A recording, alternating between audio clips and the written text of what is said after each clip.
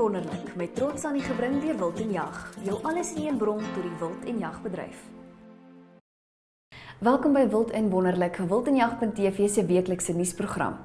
Ons wys vir jou wat jy kan verwag van Januarie se uitgawe van die Wild en Jag tydskrif en ons kuier vir oulaas saam met Duitjie de Villiers.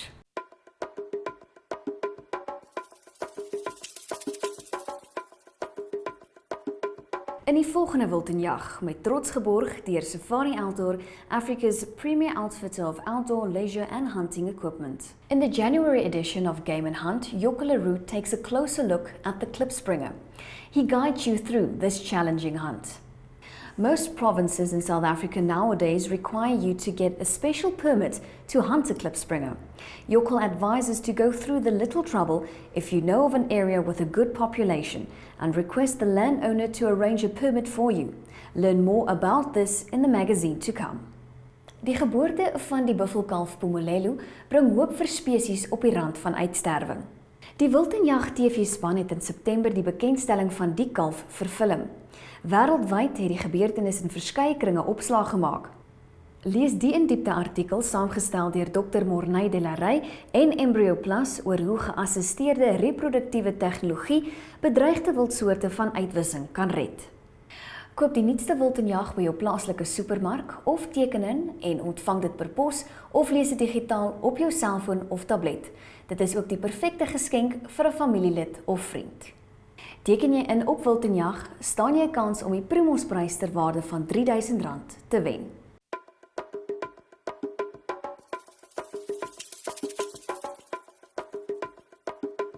In gesprek met is Annie gebring deur Barlow World Toyota. In die vorige episode saam met Duitjie de Villiers. Jy het amper net een of op die heel meeste dalk 'n tweede kansie, maar jou eerste ronde soos ons van praat is jou belangrikste ronde.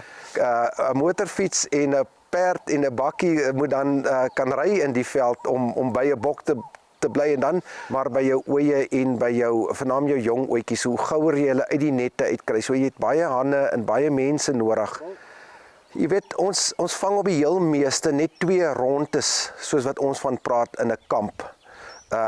Want anders raak jou bokke net onnodig willer en hulle, jy weet, ons boer met merino skape tussen ons springbokke.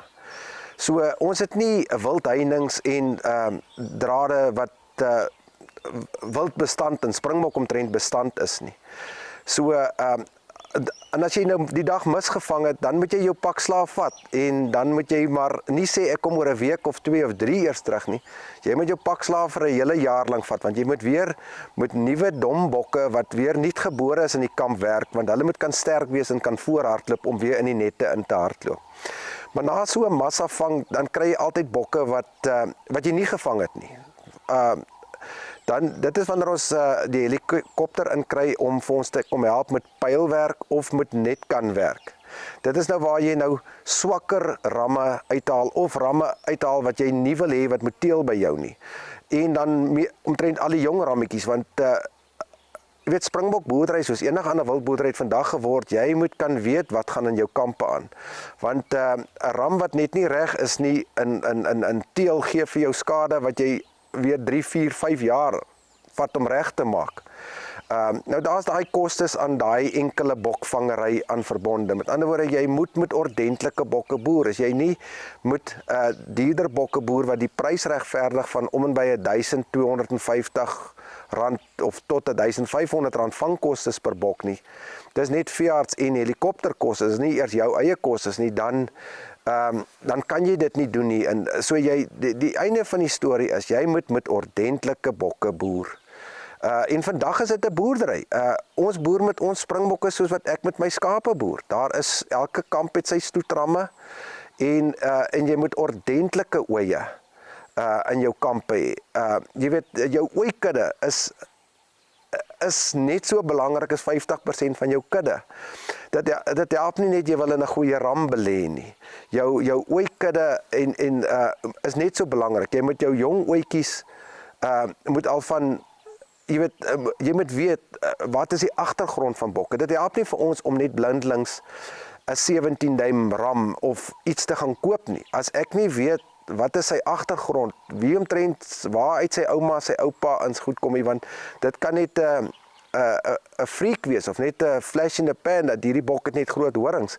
Dis beter om met 'n 14 duim ram te teel, wat uit agtergrond uitkom, uit goeie kampe en goeie teeling uit, as om met 'n 16 duim ram te probeer in teel, wat jy nie weet wat se agtergrond uitkom nie, want hy gaan alle bokke teel vir jou op die ou end terug na die gemiddeld van die kamp toe. Ons van ons Kalahari kampe glo ons average horinglengte al beginne hier rondom die 15,5 duim daar rondkom. Jy weet, dit is vir volwasse bokke. Ons probeer ook van ons ramme so vroeg as moontlik verkoop. Ons probeer net die stoetramme, die potensiële stoetramme uithaal en ons gooi hulle in 'n ramkamp in, dat hulle net vir 'n jaar of wat daar loop, dat ons net kan hulle potensiaal probeer en raak sien. Baie keer het ons al in die verlede skade gelei, of ek noem dit nou skade, gelukkig vir die ou wat hulle gekoop het by ons om hierdie 2, 3, 4, 6 duim ramme te verkoop. Dan is daar van die kopers wat nie baie happy is met daai ramme, maar jy kry sekere kopers wat aandring en sê, dit is die tipe ram wat ek wil hê, want hy pas makliker aan by my. En dan bel hy jou oor 'n jaar, 2, 3 en sê, jong, jy moet kom kyk, dis nie meer daai rammetjie wat ek by jou gekoop het nie. Jy moet kom kyk hoe lyk 'n regte springbokram nou. En dit is wat 'n ou in die bedryf hou en wat 'n mens trots maak. Jy weet, jy kan jou bokke hoe bemark en jy kan hulle hoe adverteer. Maar op die einde van die dag bly dit die bokke bemark hulle self en hulle verkoop hulle self. Jy kan waar ook al adverteer.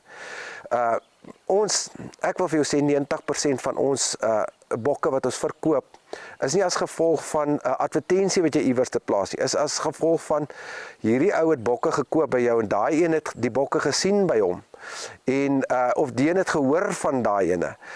Jy weet, mens probeer almal altyd gelukkig hou en dit is die reine waarheid. Jy kry nie almal gelukkig hou nie. En jy weet, ek voel net elke aand as ek my kop gaan neerlê, dan weet ek het my beste geprobeer.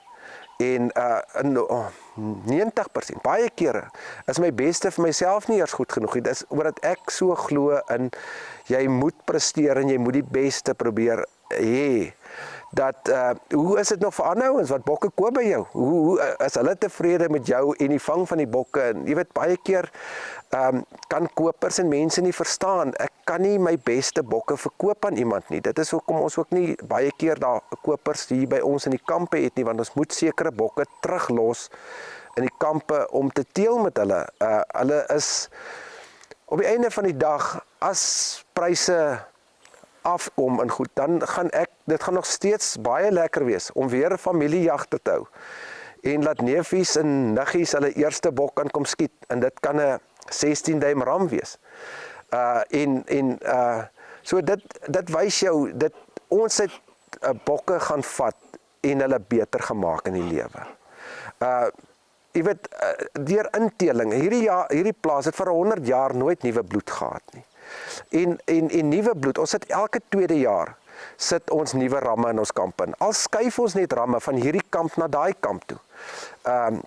Want hulle teel net vir ons baie beter met nuwe bloed aan.